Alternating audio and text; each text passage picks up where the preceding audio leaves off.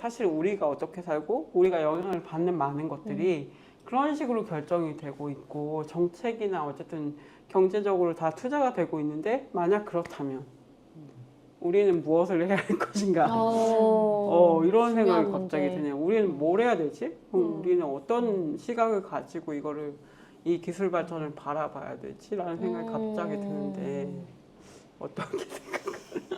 이거 갑자기 물어봐도 되나요? 없는 그런 질문인 어려운 거죠? 질문을? 아, 그러네. 예. 그러면 좀 이따가 그럼 대답을 해주시고 마지막으로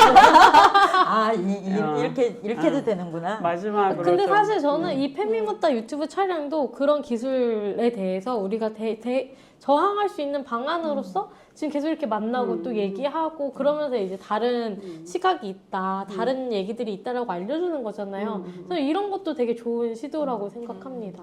그리고 어쨌든 선생님이 아까 계속해서 말씀해주신 그런 기술 사례들 그런 걸 사람들은 모를 거잖아요. 저는 진짜 맞아. 몰랐거든요. 맞아. 근데 그런 사례들을 알려주시고 하면 아 정말 지금 이게 좋은 그거는 아니구나 이런 생각을 하게 될 수 있는 것 같아요. 네. 근데 저는 그렇다고 기술에 대해서 그냥 회의감만 키우고 이런 것도 좀 우려스럽긴 해요. 네, 네. 사실은 이제 굉장히 많은 노동 현장에서 그러니까 예전에 이제 자본주의 초기에 러다이트 운동이라고 있었잖아요. 네네네네. 우리 지금 계속 언급이 되고 있어요. 네. 아 그래요? 1화부터 계속 러다이트. 이거 편집해. 아니야. 러다이트 얘기해주세요. 네. 근데 이제 그렇다고 저는 사실 러다이트 운동에 대해서 굉장히 부정적으로 평가하는 경향이 있지만 저는 때때로 러다이트 필요하다고 생각합니다. 황우석 사태 때 그런 기술 연구는 더 이상 하지 마라고 막았던 것처럼 그리고 AI 관련해서도 진정성이 있는지 어쩐지는 모르겠지만 작년이었나요? 올해 초였나요? 그러니까 빅테크 기업들하고 미국 정부하고 같이 이제 모여가지고 어떻게 규제할 건지 이런 얘기 하기도 하고 실제로 이제 EU에서는 AI법 제정하면서 이제 규제 아마 다음 시간에 이제 장혁영 네, 쌤이나 맞아요. 말씀해 주실 것 같긴 한데 그런 것도 하는 것처럼 잘 안 되고 있어요. 그래요? 네. 어쨌든 특정 방식과 특정 내용으로는 러다이트도 필요하다고 생각하는데요. 근데 저는 이런 거는 좀 우려스러운 게 뭐냐면 노동 현장에서 이제 많이 나타나는 건데 한때 신자유주의가 막 이렇게 범람하면서 노동 유연화, 노동 과정의 유연화 이런 것이 이루어지면서 이를테면 자동차 생산 라인이라든지 제조업 중심으로 해서 전용 기술이 범용화되고 그러면서 이제 내가 해야 되는 일과 일자리와 뭐 이런 게 달라지고 이런 경우에 굉장히 노동조합에서 주로 대응하는 방식은 그거였거든요. 내 고용 안전해? 오케이? 그러면은 어떤 기술 도입하든 뭐 신경 안 써. 근데 내 고용을 위협해? 혹은 내가 일하는 일감이 줄어들어? 그러면은 그게 어떤 기술이든 무조건 일단 반대. 일단 네, 그러니까 그런 기술에 대한 관심을 우리 노동운동도 그렇고 운동사회가 진지하게 가져본 적이 별로 없는 것 같아요, 그동안에. 네. 근데 우리는 일상생활에서 너무나 이제 결합돼 있죠. 네, 그죠. 네. 너무 밀접하게 결합돼 있고 그리고 영향을 받잖아요. 제가 이제 최근에 최근이라고 해봐야 뭐 몇 년 됐지만 재밌게 읽었었던 책 중에 사이보그가 되다. 라는 책이 있는데 맞아요. 이제 김원영 장애학과 과학기술학을 결합해서 쓰신 거기도 보면 이제 그런 얘기가 나온단 말이죠. 장애인들에게 기술은 장애를 감추기 위한 방향으로 굉장히 많이 발전을 해왔던 거죠. 보청기도 최대한 드러나지 않도록 만드는 게 기술이 점점 소형화되고 기술이 좋은 거였고 이런 식으로 발전해 왔었고 근데 정작 그 기술을 사용하는 장애인은 그 장애인의 건강, 그 사용 편의 이런 것들은 별로 고려되지 않은 이런 기술들이 막 이렇게 나왔단 말이죠. 그리고 장애인들에게 심지어 의학은 장애인의 건강을 돌보기 위한 게 아니라 재활에 초점이 그쵸. 맞춰져 있고 이런 식으로 그러니까 기술이 우리 뭐 이제 그 장애인들뿐만 아니라 누구에게나 굉장히 중요한 문제가 됐는데 너무 이제 논의도 별로 없고 관심도 별로 없고 내가 기존에 살던 데에서 크게 달라지지 않으면 뭐 일단 오케이 이런 게 있고 그리고 또 그걸 부르는 요소 중에 하나는 이제 정보가 너무 없죠. 과학기술은 이제 여전히 전문가의 영역이고 대중적인 과학 비평이나 이런 것들이 이제 막 조금씩 시작되는 것 같더라고요. 네, 과학 비평 잡지도 나오고 이런 식으로. 네, 근데 그게 좀 더 좀 활발하게 이루어져야 되지 않을까 이런 생각이 들었어요. 얼마 전에 책을 읽었는데 그 리처드 세넷이 쓴 장인이라는 책이 있더라고요. 근데 거기에 이런 문장이 나와서 찾아봤는데 노동조합들이 그 러다이트 이후에 러다이트 때 기계 자체의 설계에 개입해서 대안을 찾는 전략에는 투자하지 못했다. 그래서 노동자들이 기계가 노동자에게 덜 위협적으로 진화했을 가능성을 놓친 사례라고 얘기를 하더라고요. 근데 저도 너무 공감했어요. 그러니까 노동자들이 노동자들의 탓을 하려는 건 아닌데 어떻게 오해하지 마십시오.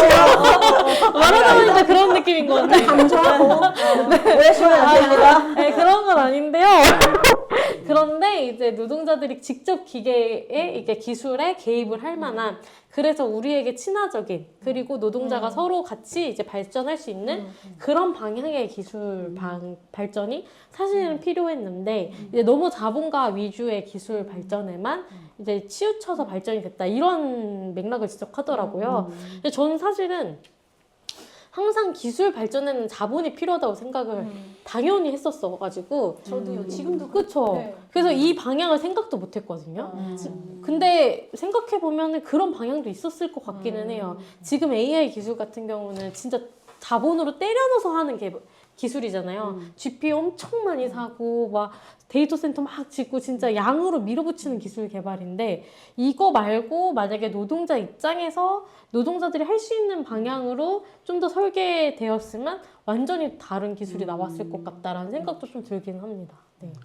저희가 지난번에 저희가 활동가의 전문성 이야기도 했지만 과학기술의 어떤 접점성. 일반인들도 접근할 수 있고 일반인들과 과학기술 아까 말씀하신 대로 비평하거나 뭔가 과학기술을 개발하는 데 있어서 좀 일반인들의 영향력을 넓힐 수 있는 그런 외연확대가 필요하지 않냐 뭐 이런 얘기들도 지난번에도 했었고 저도 이제 페미니스트 하다 보니까 정말 뭔가 그런 게 필요하구나 기술에 대한 그런 뭔가 견제로서 혹은 뭔가 그런 세력이 필요할 수도 있겠다. 뭐 그런 생각이 좀 들더라고요. 근데 보통 소비자로 위치하잖아요. 일반 시민들 같은 경우는. 그래서 왜 좋은 사례로 꼽히는 게 예를 들면 밥솥 같은 거. 밥솥 같은 거 나왔을 때 우리나라 사람들이 그런 소비자 비평 굉장히 잘한다면서요. 불평이나 이런 거. 그래서 그 기업에서도 그러니까 한국 피드백을 소비자들의 반영하고. 피드백을 받아서 이제 바꾸고 했다는 그런 경험들이 있는데 그거는 소비자로서 위치했을 때인데 기술에 대해서 소비자가 어떻게 위치 지어질 수 있는가 시민들이 어떻게 위치 지어질 수 있는가는 상상이 안 가는 것 같아요. 이게 그러니까 제도적인 뒷받침도 필요할 것 같아요. 그러니까 과학기술 운동 하시는 분들이 굉장히 오랫동안 주장해 오고 있는 것 중에 하나가 국회 과학기술처를 만들자. 과학기술처. 네, 그러니까 국회 안에? 네, 네. 그러니까 국회에 예산정책처가 있고 그죠. 뭐 입법조사처가 있고 막 이렇잖아요. 네네네. 그런 것처럼 이제 과학기술처를 만들면 예산정책처에서 정부에서 예산 어떻게 쓰는지 분석하고 보고서 내고 막 이런 거 하잖아요. 그런 것처럼 과학기술에 대해서도 적어도 정부 R&D 예산이 어디에 투입되고 그렇게 해서 개발된 기술이 무엇이고 그 기술이 어떻게 사회적으로 영향을 맞아. 끼치고 그리고 그 R&D 예산을 투입할 건지 말 건지를 판단할 때부터 그것이 사회적으로 어떤 영향을 끼칠 것인지에 대해서 이제 그 숙고하고 이런 기능을 할 수 있는 과학기술처를 국회 안에 만들자. 너무 좋다. 너무 좋은 얘기인 것 같은데요? 저도 좋은 얘기라고 생각하는데요. 네. 이게 왜 오랫동안 안 될까요? 왜 안 되는 거예요? 왜 안 왜 안 되는 거예요? 너무 좋은 얘기다. 아주 좋게 기능할 때이고 네. 아시겠지만 그 진모나 씨나 그 정보인권 운동하시는 분들이 만든 시민사회안이 AI 법이 네. 국회 아무도 받지 않고 있다. 지금 그렇죠, 국회 그렇죠. 누구도. 왜 안 네. 받는 건가요? 그거는 다음에 장관님이 나오시면. 네, 그거는 다음 시간에 워낙 말씀을 잘 해주실 근데 것 같고. 그것처럼 그 과학기술처가 만들어지더라도 일단 기획재정부에서 예산 확 잘라버린다거나 그리고 좋은 말씀하신 대로 좋은 우리 사회에 어떤 영향을 미칠까를 좋은 방향으로 이렇게 설계하는 게 아니라 기업에 어떻게 하면 더 먹거리를 줄 것인가에 대해서 만약에 그 국회가 기능하게 된다면 그게 잘 그럴 수 있죠. 작동하였을까라는 맞아요. 그럴 수 있는데 적어도 보고서가 공개되잖아요. 그러면 공개된다. 일반 시민들이 그걸 볼 수 있잖아요. 네.